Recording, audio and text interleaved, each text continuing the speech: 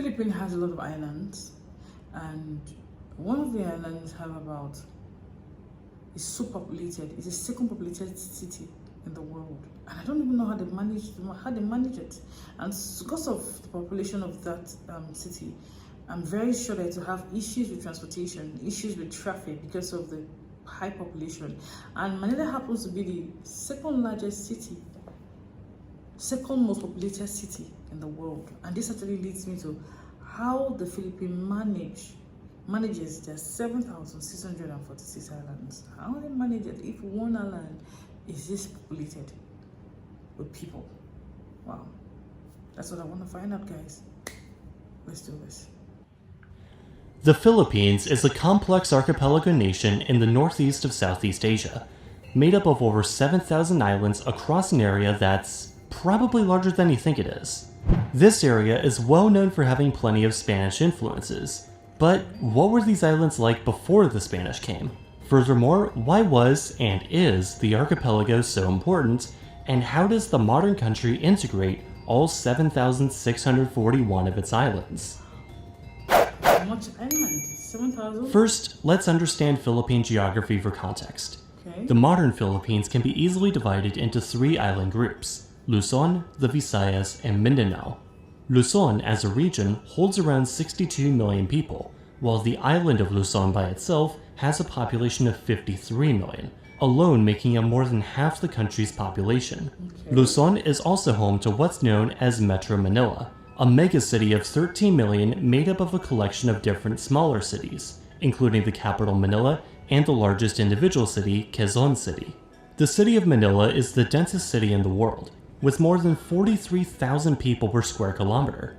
That's like 0.04 people per square meter. Wow. For context, Macau, the most densely populated territory in the world, holds around 21,000 per square kilometer. In fact, the second, third, and sixth densest cities in the world are also located within Metro Manila. Luzon as a whole is highly urbanized, with some of the country's biggest and most important deepwater ports, and accounts for nearly 2/3 of the country's GDP. As a region, Luzon is also associated with the islands of Mindoro and Palawan, together the Mimaropa region to the southwest, as well as the Bicol region to the southeast. Second are the Visayas, comprised primarily of Bohol, Cebu, Leyte, Negros, Panay, and Samar, though Palawan can also sometimes be included in this list. The peoples of these islands speak several different yet closely related Visayan or Bisayan dialects, and are also where Ferdinand Magellan first landed, and was later killed.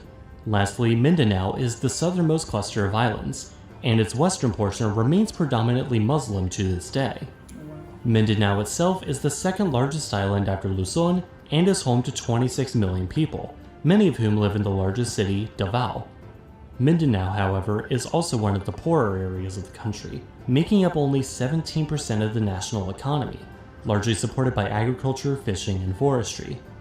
But before we can learn more about what this country is like and what challenges it has to deal with nowadays, first we have to— No, this is not an ad break, this video isn't sponsored.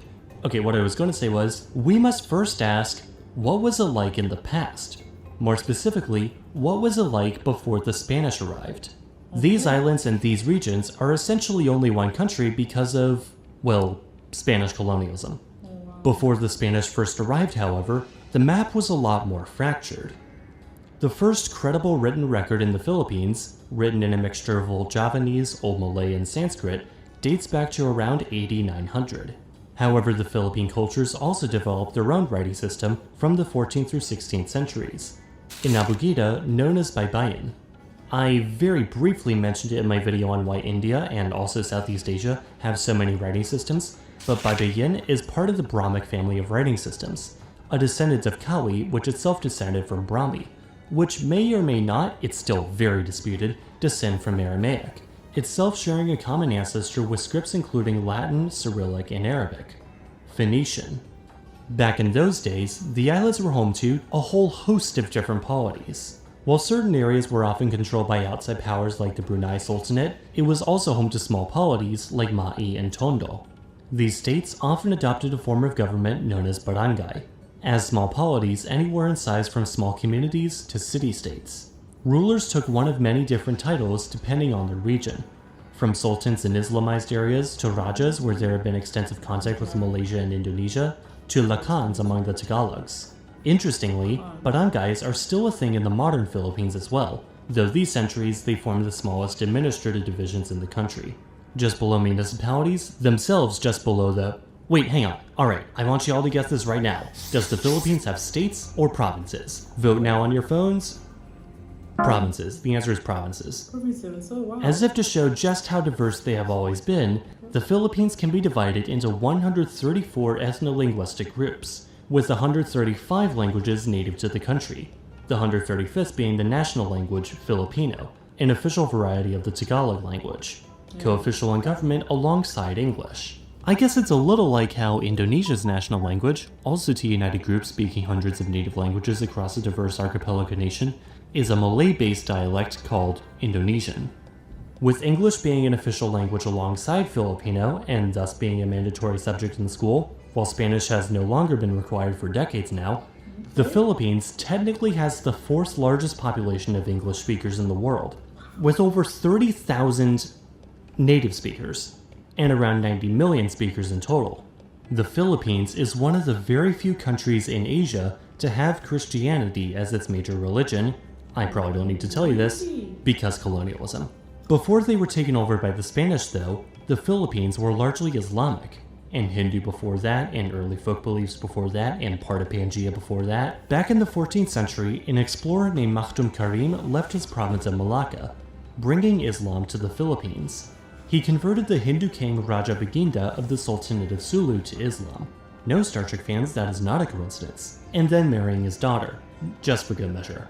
Islam became increasingly popular after this conversion, following an inflow of Muslim traders from the Middle East, Malaysia, and India. Today, the oldest mosque in the country is named after him. But just 140 years later, another influential guy would show up in the Philippines. His name was Ferdinand Magellan. When it comes to colonialism, the Philippines is sort of like a reverse Thailand. When Magellan came to the islands in 1521, he claimed the archipelago for the Spanish crown, naming it after his friend Phil. Then he was shot by an arrow and fatally killed on the island of Mactan. 3 further expeditions were sent, all ending in disaster, with Miguel Lopez de Legazpi establishing the first Spanish settlement on the islands in Cebu in 1565, and Manila 6 years later. Alongside the soldiers, however, also came missionaries, with the aim of converting the local population to Roman Catholicism, a mission which nowadays seems to have been about 82.9 to 85% successful, with of course the notable exception of the Muslim sultanates of Mindanao and Sulu. Then, to very briefly summarize things, there were a series of revolts throughout the 19th century, which were all brutally suppressed until the rebels started to gain the upper hand. At which point the US, also fighting a war with Spain, basically said, "Hey guys, y'all want some help fighting the Spanish in exchange for another 50 years of foreign rule?"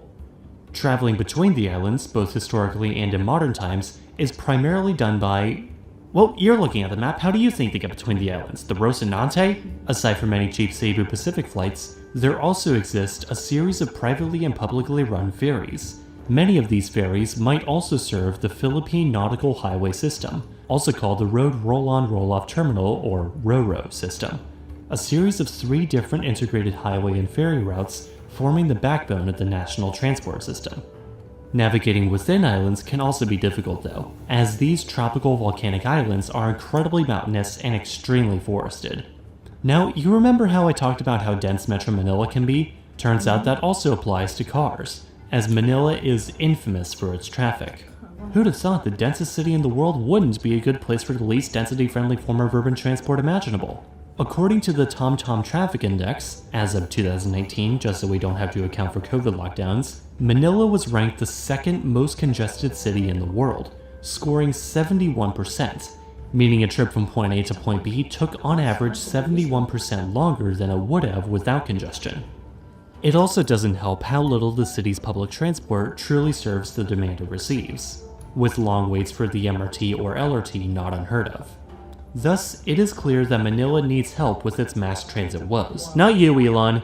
In addition, however, with them literally lying on their own tectonic plate, the Philippines is often subject to intense earthquakes and volcanic eruptions. I swear, I'm not the only one noticing parallels between the Philippines and Indonesia, am I? The 1991 eruption of Mount Pinatubo in particular required more than 20,000 be evacuated. Combine this with the increasingly frequent and violent typhoons due to man-made climate change, and the struggle of keeping up well-functioning infrastructure becomes more and more apparent.